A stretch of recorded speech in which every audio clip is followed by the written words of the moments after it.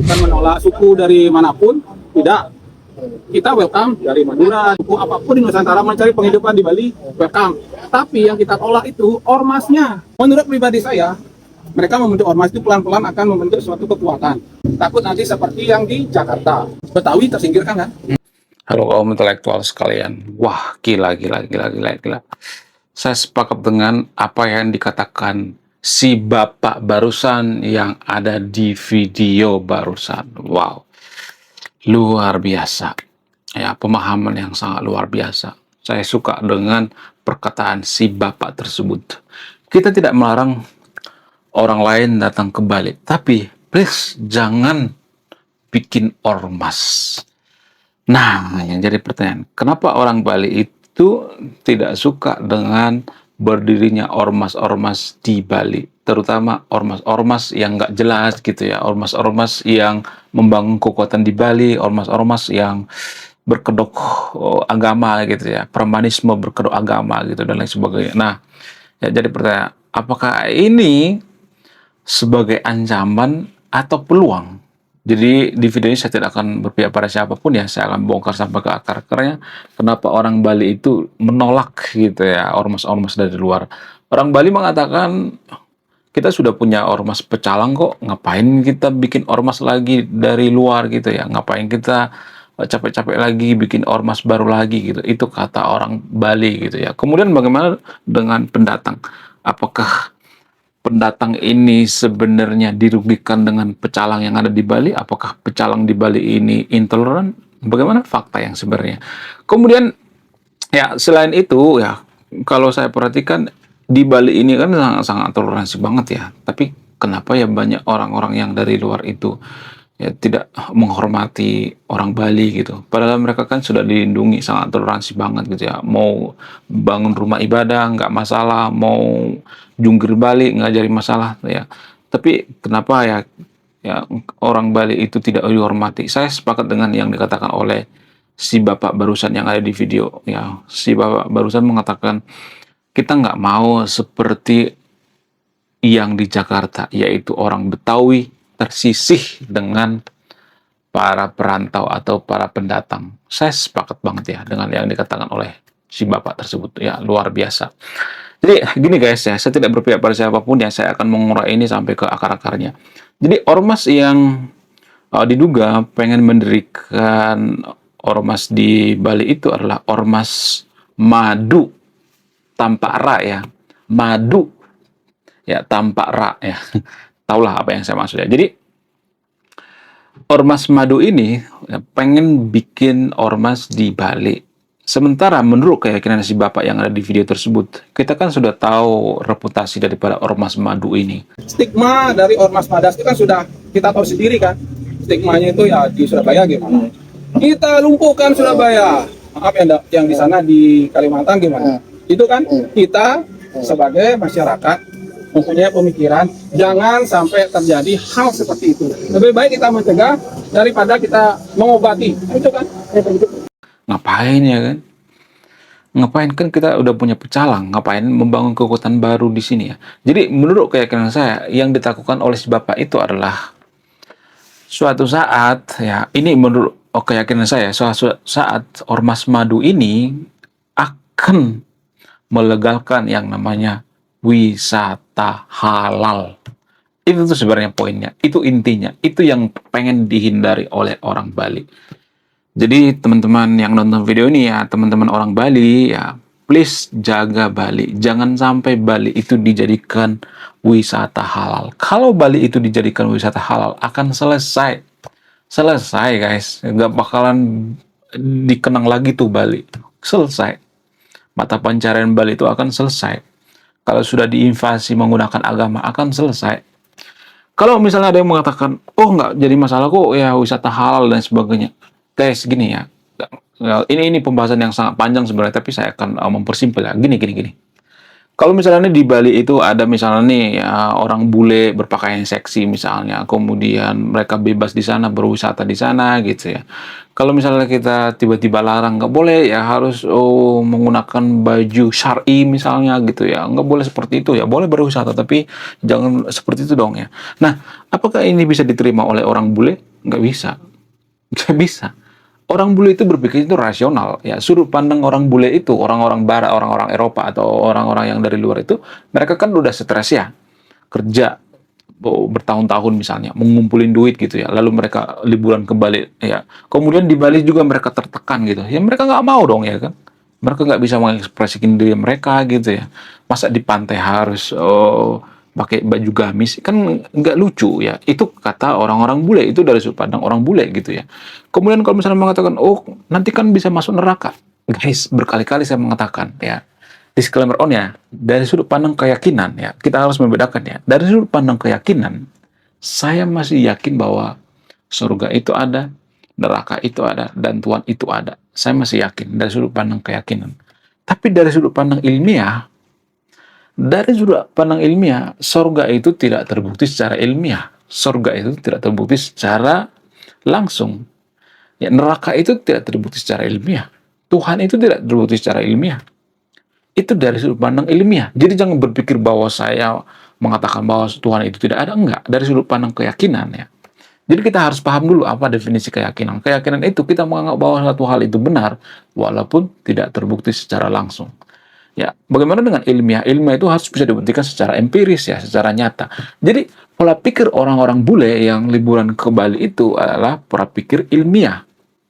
Mereka nggak peduli lu menganggap gue masuk neraka, kayak nggak ada masalah ya. Ya kalau lu menganggap bahwa lu masuk surga masuk neraka itu kan urusan lu, urusan privasi lu ya. Gue datang ke Bali ini untuk bersenang-senang, bukan untuk nyari masalah gitu. Itu dari sudut pandang orang bule. Jadi yang rugi siapa? Yang rugi kita gitu. Kita tidak dapat visa gitu ya, kita hanya dapat apa, kita hanya dapat mabuk agama gitu ya. Ya, jadi itu sebenarnya yang dihindari oleh si bapak ini permasalahan yang sangat, sangat besar sekali ya. Mungkin kelihatan sekarang ini nggak masalah, tapi itu yang diantisipasi oleh si bapak orang Bali yang ada di video barusan. Jadi teman-teman orang Bali ya, please ya, jangan terlena dengan toleransi minoritas yang ada di Bali. Artinya gini ya, kalau mereka minoritas, mereka masih sangat toleransi. Oh, mereka akan seperti dewa gitu ya, toleransi tingkat dewa. Ya, mereka tidak akan memusyrikkan budaya, mereka tidak seenak jidat mengatakan bahwa orang bule itu kafir. Ya, enggak, mereka tidak akan mengatakan seperti itu karena mereka minoritas ya. Ya, mereka biasanya akan sopan banget gitu ya. Mereka akan menyembah kita gitu ya. Oh, kita akan disembah-sembah gitu ya kalau mereka minoritas ya, seperti malaikat gitu ya. Ya, tapi ya kalau mereka mayoritas baru tuh kelihatan belangnya. Langsung ditunjukin gitu ya. Ya, jadi kalau ada ormas di sana di Bali, ormasnya itu sudah banyak pengikutnya, sudah hampir imbang lah 50-50 dengan pecalang misalnya. Yang ada apa? Bentrok, bisa akan seperti Poso, seperti Sampit gitu ya. Sehingga Bali akan jadi tempat konflik ya. Dan orang-orang bule apakah mau datang ke sana? Enggak. Jadi gini guys ya, kita tuh melihat agama itu jangan hanya dari satu sudut pandang. Saya itu berkali-kali saya mengatakan ya, kita melihat agama itu nggak boleh dari satu sudut pandang agama. Nggak boleh. Harus dari berbagai sudut pandang gitu. Kalau orang bule itu datang ke Bali, mereka berpakaian seksi gitu, mereka masuk neraka misalnya, ya itu kan urusan mereka. Kenapa kita urusi orang lain masuk neraka? Iya kan? Bukankah agama itu privasi? Ya, agama gue, agama lu, iya kan? Kenapa kita harus ngurusin orang lain, ya kan? Ya biarin aja gitu, kecuali mereka itu sudah bertentangan dengan nilai kemanusiaan. Misalnya ya mereka ngebunuh-bunuhin orang misalnya, mereka misalnya maksa orang berpakaian seperti mereka misalnya, ya memaksa Bali itu harus berpakaian seperti orang bule misalnya, itu baru masalah. Tapi kan mereka nggak maksa. Ya, jadi kita itu berpikir bahwa orang bule itu jahat, orang Eropa itu jahat, orang Amerika itu jahat, ya orang lain itu jahat gitu ya. Kita tuh berpikir seperti itu, berpikir negatif gitu ya. Padahal ya, menurut data, ya lagi-lagi kita bicara data, menurut data yang ilmiah, negara yang paling toleransi di dunia ini adalah negara yang tidak peduli dengan agama. Itu data guys. Ya, itu tuh bukan saya karang-karang sendiri. Ya, menurut data negara yang paling toleransi itu seperti Kanada, Norwegia, Finlandia, dan sebagainya. Itu menurut data. Ya, menurut data dari indeks toleransi.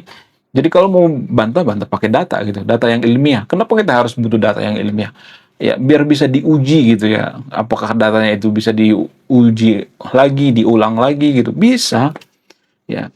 Jadi jangan sedikit-sedikit agama gitu ya dibawa-bawa. Oh, orang bule itu masuk neraka. Oh, mereka berpakaian seksi. Ya, wong di pesantren juga banyak masalah. Urusin aja tuh yang di pesantren-pesantrennya. Jangan malah ngurusin orang-orang bule. Di pesantren juga banyak yang menggasak muridnya gitu. Ada banyak tuh ya yang ada yang digilir gitu ya. Itu aja urusin gitu ya. Jangan ngurusin masalah seperti ini. Ya awalnya kan kayak gitu ya, bikin ormas gitu ya. Ya kan lama-lama nanti babi dilarang gitu ya. Kemudian bule nggak boleh masuk gitu ya. Lama-lama apa Bali itu digadekan gitu. Digadekan sama orang-orang baru gitu. Jadi please lah ya, saya juga mengkritik orang Bali kok. Ya, saya tidak hanya mengglorifikasi orang Bali gitu ya. Saya juga mengkritik apa kritikan saya. Jangan terhipnotis dengan duit gitu. Jadi kalau misalnya ada yang beli tanah di Bali itu jangan dijual tanahnya, jangan dijual. Jangan mau menjual tanah kita lalu kita pergi ke kampung gitu. Jangan seperti itu. Jangan mau jual tanah. Ya, please pertahankan tanah Anda. Jangan sampai tanah itu dikuasai oleh orang luar. Kemudian peraturannya itu harus ditegakkan. Ya, saya juga tahu bahwa di Bali itu ada peraturan bahwa orang luar itu hanya hak guna pakai ya, bukan hak milik ya.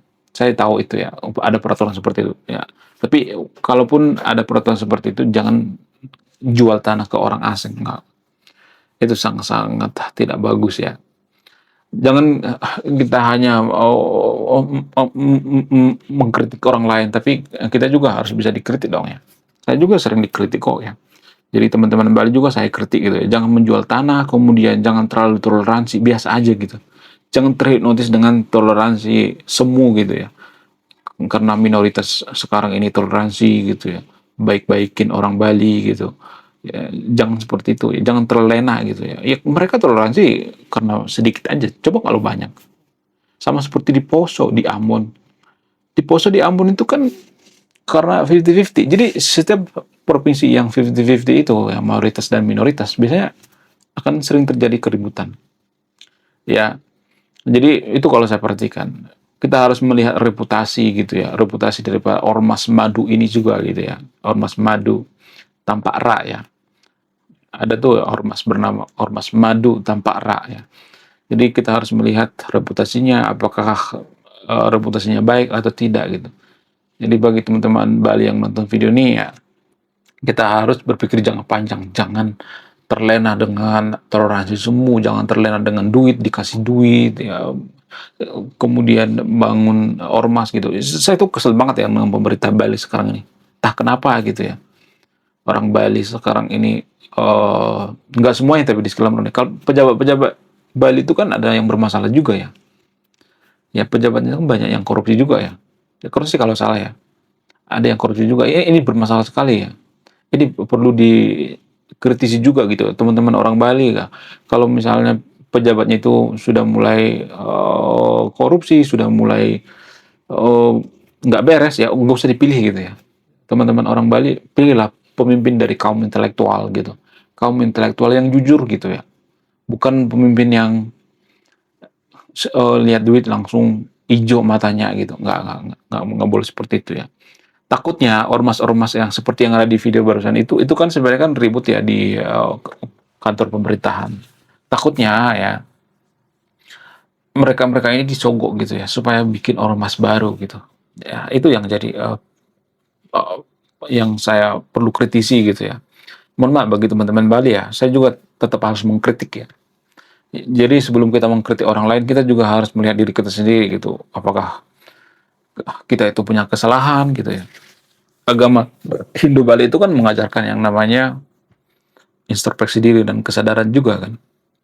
Trihita Karana itu berbuat baik kepada manusia, berbuat baik kepada alam, ya berbuat baik kepada Tuhan juga gitu.